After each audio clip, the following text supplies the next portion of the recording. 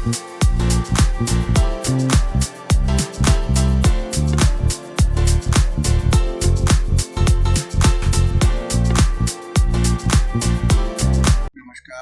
असीम आर्यावर्त में आपका स्वागत है। मेरा नाम है गौरव और इसी श्रृंखला में ये तीसरा वीडियो होगा जिसमें मैं आपके सामने एक नई कहानी रखूंगा आपके साथ, और ये और ज़्यादा हिस्टोरिकली प्रूवन है, फैक्चुअल है, तो इसीलिए इसमें कोई डाउट ही नहीं होना चाहिए किसी रूप में। लेकिन यही बात है कि हमें तो इसके बारे में बताया ही नहीं गया है, तो चलिए चलते हैं, इसको थोड़ा डिटेल में जानेंगे। आगे बढ़ने से पहले मैं आपसे रिक्वेस्ट करूंगा कि चैनल को सब्सक्राइब करें, वीडियो को लाइक करें, बेल आइकन में जरूर प्रेस कर दें ताकि जब मैं कोई नया वीडियो अपलोड करूं आपको नोटिफिकेशन मिलती है, और ज़्यादा से ज़्यादा वीडियो को शेयर करें। तो चलिए अब इसको थोड़ा डिटेल में जानते हैं। बौद्ध धर्म के बारे में भी लोगों को शायद ही पता हो, जरूर होगा कुछ। ये वाशिंगटन यूनिवर्सिटी का वेबसाइट है, कोई ब्लॉग नहीं है जो मैं आपके सामने रख रहा हूँ। इसमें बौद्ध धर्म के बारे में ये बताया जाता है कि ये भारतीय बुद्धिस्ट मॉन्क थे जो दूसरे मॉन्क चाइना की तरफ गए थे। ये साउथ इंडिया यानी दक्षिण भारत में इनका जन्म हुआ था, क्षत्रिय कुल में। और ये जब चाइना गए थे तो इन्होंने जैन बुद्धिज्म की स्थापना की थी। जैन जो बुद्धिज्म है वो चाइना में काफ़ी ज़्यादा फेमस है, उसकी स्थापना बौद्ध धर्मा ने ही की थी। इनको बुलाया गया था कि ताकि संस्कृत के जो भी ग्रंथ थे उसका चाइनीज़ में ट्रांसलेशन किया जाए। और वहाँ जब ये रहने गए तो जिस मंदिर में ये रहते थे उन्होंने देखा कि वहाँ के जो मॉन्क हैं वो बस मेडिटेशन करते रहते थे, खाने पीने पे या एक्सरसाइज पे उतना ध्यान नहीं दे रहे थे। इस वजह से होता था क्या कि जो रॉबर्स थे उनसे वो कभी कभी मंदिरों पे हमला कर देते थे और लूटपाट करते थे, और कोई सेल्फ डिफेंस नहीं था उनके पास। साथ में जंगलों में मंदिर हुआ करता था तो जंगली जानवरों का भी बहुत खतरा था। तो इन्होंने फिर क्या किया, यहाँ पे बता रहे हैं, monks were weak and thin at the time when Bodhidharma arrived. He developed Shaolin Kung Fu to make them stronger and healthier. Therefore, he went to a nearby cave behind the temple where he meditated for 9 years to find a way to strengthen them. अब ये kung फू बताऊं, Shaolin kung फू मतलब लोगों में तो काफ़ी फेमस होगा, जो भी कुंग फू के चाहने वाले हैं, उनको मूवीज़ देखते होंगे, उनको तो ये काफ़ी ज़्यादा इसके बारे में पता ही होगा, लेकिन बौद्ध धर्म के बारे में नहीं पता होगा। तो शाओलिन जो है उसको इस्टेब्लिश करने वाले भी बौद्ध धर्म ही थे। और जहाँ तक इन्होंने कुंग फू वो बनाया, कुंग फू का ओरिजिन जो है वो बेसिकली कलाड़ी पत्रू है। तो बौद्ध धर्म कलाड़ी पत्रू में महारत उन्होंने हासिल की थी। कलाड़ी पत्रू जो है वो केरला का बहुत ही एडवांस एक तरह से उस समय के लिए सेल्फ डिफेंस आर्ट था। जो भी युद्ध का एक आर्ट होता है उसमें एक कलाड़ी पत्रू भी था। तो कलाड़ी पत्रू ही अगर कहें तो बीज था शाओलिन कुंग फू का, और फिर शाओलिन कुंग फू से मार्शल आर्ट बने, ताइक्वांडो बना। तो और भी जितने भी कहें विश्व में इस तरह के कनेक्शन है चाइनीज मार्शल आर्ट से या चाइनीज कुंग फू से, वो बेसिकली भारत से ही ओरिजिन हुआ था। तो ये कोई नहीं बताता। दूसरा ये भी हिस्टोरिकली प्रूवन है और आप इसके लाइव प्रूफ भी है जापान में हिंदुइज्म के बारे में। अब आप सोचेंगे कि जापान में कहाँ से हिंदुइज्म, क्योंकि वहाँ तो बुद्धिज्म और वहाँ का शिंतो रिलीजन जो है वही प्रमुखता से वहाँ जरूर है वहाँ प्रमुखता से, क्योंकि हिंदू पॉपुलेशन आप देख सकते हैं कि काफ़ी कम है, 0.1%। फिर भी आप देखें तो हिंदू जो भगवान है उनकी मूर्तियाँ हैं, जैसे यहाँ पे 3 मूर्तियाँ हैं। और ये अभी से नहीं, ये बहुत पहले की बात है जब वहाँ पे हिंदुइज्म का उदय हुआ था। ये बेजेंटेन श्राइन है।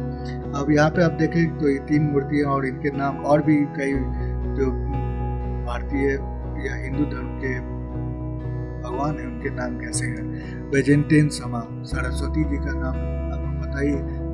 समा जो है वो ऑनरिफिक टाइटल है, जैसे हम जी लगाते हैं किसी बड़े के नाम के आगे या पीछे, उसी तरह वेलेंटाइन समा है।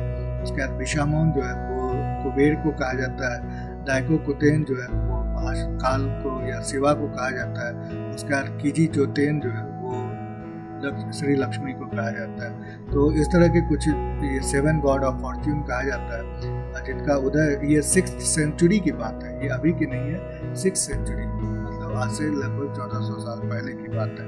जो यहाँ से लोग गए थे जापान, उन्होंने यहाँ पे इस्टेब्लिश की थी। उसके बाद साथ में सूत्रा ऑफ गोल्डन लाइट, जो यहाँ पे संस्कृत के कुछ सूत्र हैं, वो भी जापान गए थे और उनको आज भी वहाँ पे जापा जाता है, संस्कृत भाषा में ही जापा जाता है। सूत्र सूत्र है। तो ये सारा कुछ आप समझ सकते हैं कि इसमें और भी डिटेल है। तो ये बात यही देखने वाली है कि किस तरह से जापान में भी हिंदू गए होंगे तभी तो इन्फ्लुएंस हुआ होगा ना। कोई तो उठ के तो रिवर्स इन्फ्लुएंस नहीं होता है, कोई लोग जाते होंगे तभी इन्फ्लुएंस किए होंगे। एक और लाइव जो एग्जाम्पल है कैसे भारत से माइग्रेशन हुआ था बाहर फॉरेन में, उसका लाइव एग्जाम्पल जो लोग असल में अभी भी जिंदा है वो है, उनके डिसेंडेंट है असल में जिंदा है, वो है रोमानी पीपल।